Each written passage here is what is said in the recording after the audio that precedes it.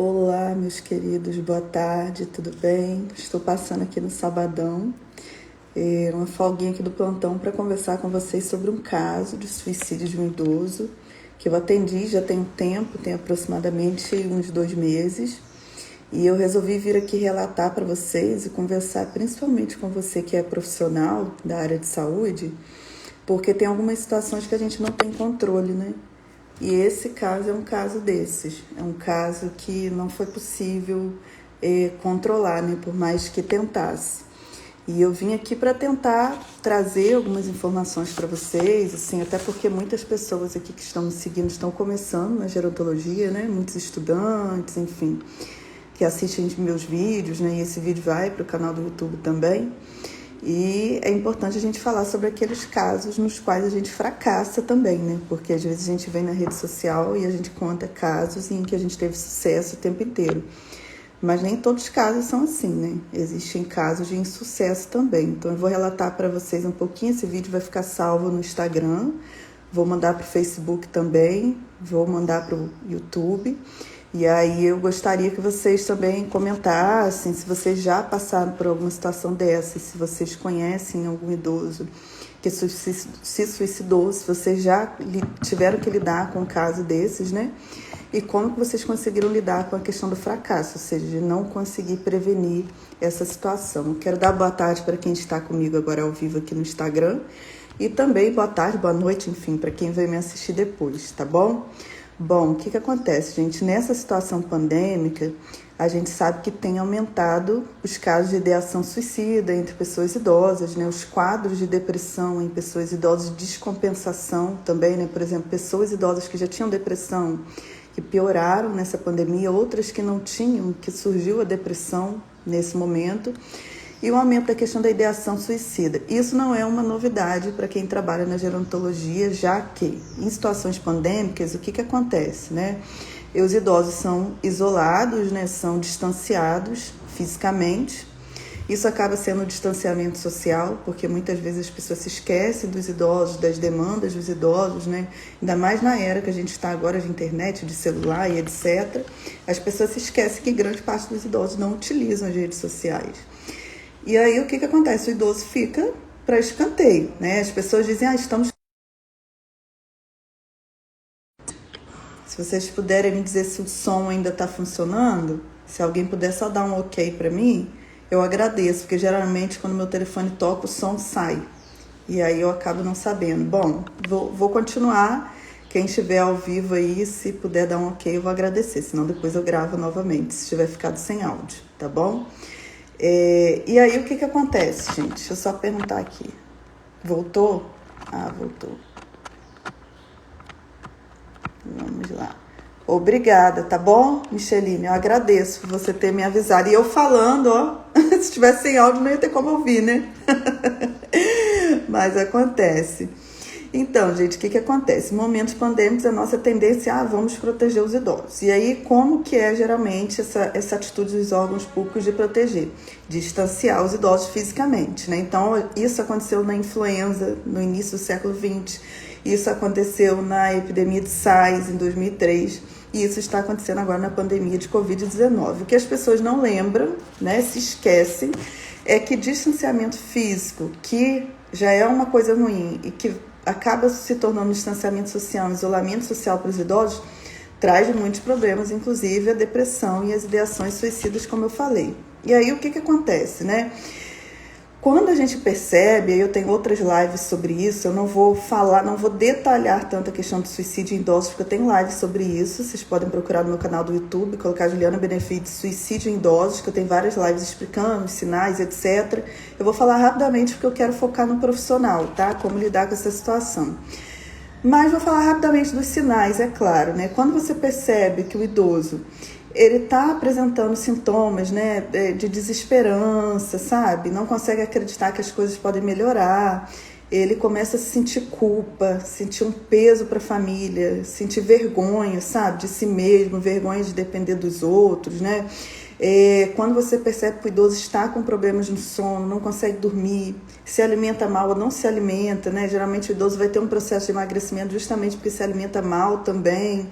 Quando ele começa a distribuir bens, isso é algo que acontece também, normalmente, se o idoso tem bens, é normal que ele faça isso, né? Começa a distribuir os bens entre filhos, entre familiares, e depois se suicide. E quando ele começa a se distanciar, né? Em geral, essas situações podem ser sintomas aí, né? De um quadro de depressão e de um provável aí já uma ideação suicida nessa pessoa idosa. Então nós precisamos ficar muito atentos. Qual que é o problema? Que na pandemia a gente acaba, mas eu vou me distanciar fisicamente porque eu não quero levar a Covid para o idoso, então eu não vou visitá-lo. Só que a gente precisa ter muito cuidado. Eu falo isso hoje com muita tranquilidade, porque desde o início da pandemia eu falo isso. Quem é novo aqui talvez não saiba, mas se vocês forem pegar meus vídeos lá de fevereiro, né, de 2020, vocês vão ver que eu falava para a gente ter muito cuidado com a questão do isolamento. Ah, Juliana, mas e a Covid? Gente, vai no quintal, conversa, sabe? Vê, não se contente só em falar pelo telefone, mantenha uma distância física, mas veja o idoso, né? A gente sabe que distanciamento para o idoso é um problema, enfim. E aí o que acontece? Como que você vai perceber que esse idoso está com desesperança, que ele está desanimado, que ele está sentindo peso, está com vergonha, está com medo, etc., se você não vê esse idoso? Porque, em geral, quem tem essa ideação suicida, muitas vezes ele não vai falar, né? Algumas vezes ele fala e a gente não presta atenção porque a gente acha que é brincadeira. Mas muitas vezes ele não vai falar. Então, se a gente não vê, se a gente não tem um mínimo de contato com esse idoso, fica complicado. É por isso que a gente está vendo um aumento no número de depressão e já de casos de suicídio fora do Brasil. Do Brasil ainda tem pesquisas em andamento, eu não posso afirmar. Mas suspeita-se que há um aumento, né, de suicídio em idosos por conta da pandemia. E aí o que acontece? Eu quero contar uma história para vocês e falar principalmente com quem é profissional da área, né? Claro, com todos, mas quem é profissional da área. O que acontece? Às vezes a gente tenta fazer um bom atendimento em casos de suicídio e a gente não consegue, tá? Eu fiz um atendimento tem aproximadamente 2 meses, eu trabalho em âmbito hospitalar. Então, eu atendi um idoso, veio com a família, né, tinha feito uma tentativa de suicídio, onde ele não conseguiu ter sucesso, né, enfim, graças a Deus não tinha conseguido tomar a quantidade do veneno que ele tomou para tentar se suicidar. E aí veio aqui, né, chamei a filha, que era muito novinha, ele não tinha esposa, e tinha uma tia dessa filha dele que estava junto também. E aí eu expliquei, falei sobre a situação, né? Expliquei que quando o idoso faz isso, que é uma situação muito séria, que ele estava fazendo tentativa de suicídio. E aí conversei, tentei entender um pouco a história, isso durante uma madrugada, tentei entender a história do idoso e tal. E aí essa filha, né, e essa familiar, que era tia, né, era nora desse idoso no caso, aí falaram para mim que ele sempre foi assim, que ele não conversava muito, porque eu tentei entender onde que começou aquilo, se ele já estava apresentando sinais, né? E aí elas falaram que não, que já tinha muitos anos, que ele não falava, que ele era assim mesmo, que ele era muito quietinho na dele, que ele era trabalhador rural e que ele não falava muito, não falava o que sentia, não gostava de ir a médico, não gostava muito de conversar, mas eu fui tentando puxar de onde era aquilo, enfim. E aí conversei com eles, falei, ó, isso é uma questão muito séria, ele vai ser encaminhado agora para uma emergência psiquiátrica, vai ser avaliado pelo psiquiatra, vai precisar ter retornos, né, de atendimento na psiquiatria, vai precisar de um acompanhamento de psicologia, mas a gente precisa muito que vocês estejam muito atentos nesses próximos dias, é muito comum, né, uma segunda tentativa em que eles acabam tendo sucesso no objetivo, né, e a gente tem que ter muito cuidado com essa situação. E expliquei para a filha, embora fosse novinha, né? Tentei explicar, conversei com o idoso, embora naquele momento eu não tivesse muito tempo para conversar com ele, né? Porque ele ia sair do hospital onde eu trabalho para ir para uma outra emergência psiquiátrica, mas tentei fazer uma orientação e orientei a família. Enfim, o que aconteceu, gente? Passou aproximadamente umas 2 semanas, né? Eu não estava no plantão, mas recebi uma ligação, uma informação de que tinha acontecido uma tentativa de suicídio de um idoso aqui no hospital onde eu trabalho, que ele tinha sido transferido para um outro hospital, né, de mais alta complexidade. E aí fui pegar os dados para saber, procurei saber o nome e tal, era esse mesmo idoso. E aí o que aconteceu com ele? Dessa vez ele conseguiu, né, fez uma alta dosagem aí, do que ele tinha utilizado para fazer a tentativa de suicídio, e aí foi entubado e faleceu. E assim, foi muito triste, muito triste para mim lidar com essa situação. Foi a primeira vez que eu fiz uma intervenção e que foi um insucesso, né, nesse sentido de não ter conseguido fazer algo que fosse efetivo.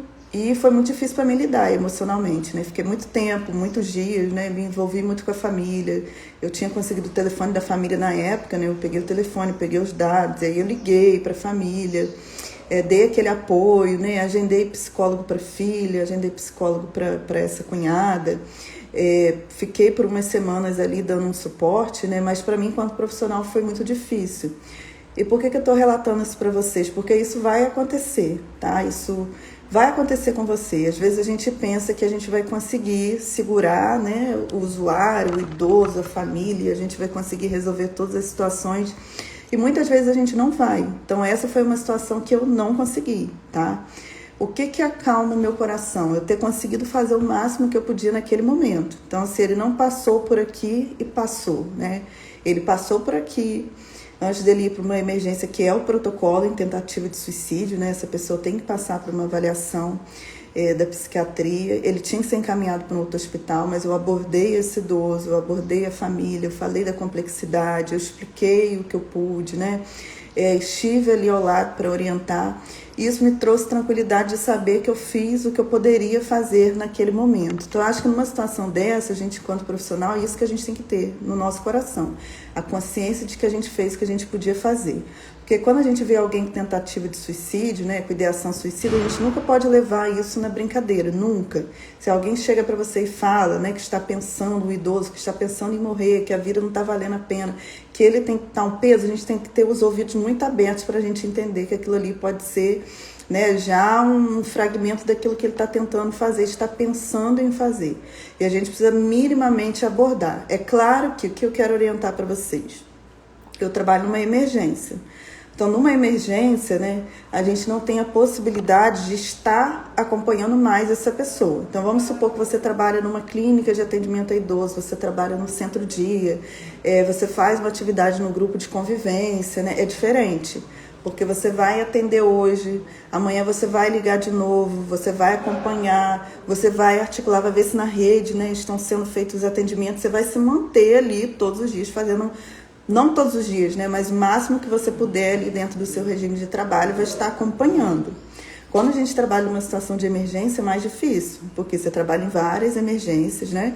E você não consegue acompanhar aquele caso, né? Algumas situações eu pego para atender no pós-plantão, mas isso não é uma coisa que não é um protocolo para a gente fazer, até porque a gente não dá conta, né? A gente tem as nossas vidas, as nossas famílias, a gente tem os outros trabalhos. Então, se você trabalha num regime de plantão, você vai fazer a atividade do regime de plantão. Mas algumas situações como essa chamam a atenção da gente, a gente acaba estendendo, né, os laços para além disso.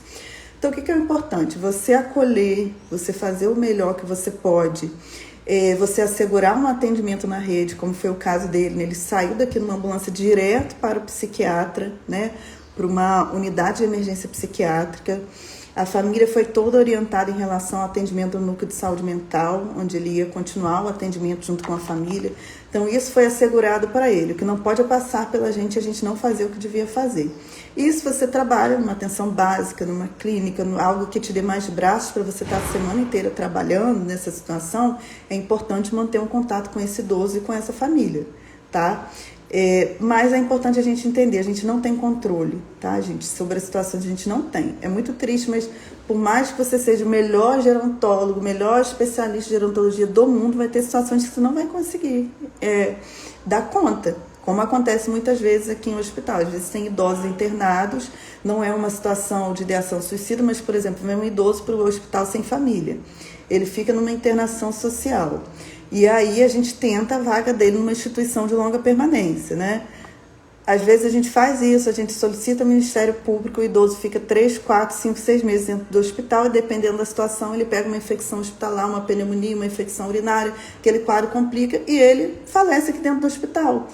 E assim, como que a gente vai fazer? Como que a gente vai lidar, né? A gente vai lidar sabendo que nós não somos deuses. Nós somos profissionais. Então, o que a gente pode fazer enquanto profissional é ser o melhor tecnicamente, ser o melhor humanamente, né? Ter o coração ali aberto para atender, para fazer o melhor que a gente pode fazer, mas entendendo que eu não sou o Ministério Público, eu não sou a prefeitura, eu não sou a família daquele idoso que eu orientei e que deveria estar mais atenta, ou que fez o melhor que pôde, mas não conseguiu dar conta. A gente não tem braços para isso tudo. Então, assim, eu estou compartilhando com vocês um caso de fracasso mesmo, né? E é isso que vai acontecer na vida profissional de vocês, especialmente se você é técnico de gerontologia, se você está começando a trabalhar agora, vocês vão se frustrar, porque eu já me frustrei várias vezes. Na maioria das vezes a gente tem sucesso, mas existe uma grande parte que a gente não tem sucesso. E isso as pessoas não falam, né? Nas redes sociais, a gente conta os casos mais bonitinhos. Então, esse foi um caso que eu tive que lidar mais ou menos, né, há 2 meses, que me feriu, que me deixou muito triste, mas o que reconfortou a mim, que reconfortou os outros profissionais que atenderam, foi o fato da gente ter feito o melhor que a gente podia, dentro do nosso regime de trabalho, dentro das nossas possibilidades, assegurando, garantindo atendimento em outras unidades, e infelizmente uma situação dessa é muito complexa de lidar. Não é uma abordagem do psiquiatra que resolve, uma abordagem do assistente social, do médico, do gerontólogo, não é. Quando a pessoa chega numa situação dessa, que ela já está numa situação de desespero muito grande. Então vai demandar um trabalho muito grande, que a gente pode conseguir ter sucesso ou não, tá? Dependendo do caso, às vezes a gente não tem. Vai ter um momento, 5 minutos de fraqueza que aquela pessoa vai atentar contra a própria vida. Então a minha ideia era vir aqui falar com vocês sobre isso, tá? Façam o melhor que vocês podem, assegurem atendimento na rede. Agora tranquilize o coração de vocês, porque esse tipo de coisa vai acontecer, né, Micheline? Micheline colocou aqui, realmente quando entramos na área de cuidados idosos, vamos pensando que só iremos ajudar, que vai ser incrível, mas não somos preparados para as frustrações. É isso aí, não somos. Ninguém fala, por exemplo, ninguém fala sobre frustrações, ninguém fala sobre os casos que você vai atender e que o idoso vai piorar, que ele não vai melhorar, que ele vai falecer. Ninguém ensina sobre cuidados paliativos. Se fala muito alto sobre cuidados paliativos. Agora, não explicam para vocês, quando vocês forem trabalhar numa unidade de emergência, quando vocês forem trabalhar no SUS, né, ou forem trabalhar numa unidade básica de saúde, que muitas vezes vocês não vão conseguir os recursos que estão lá escritos, né, na política de cuidados paliativos, tudo bonitinho.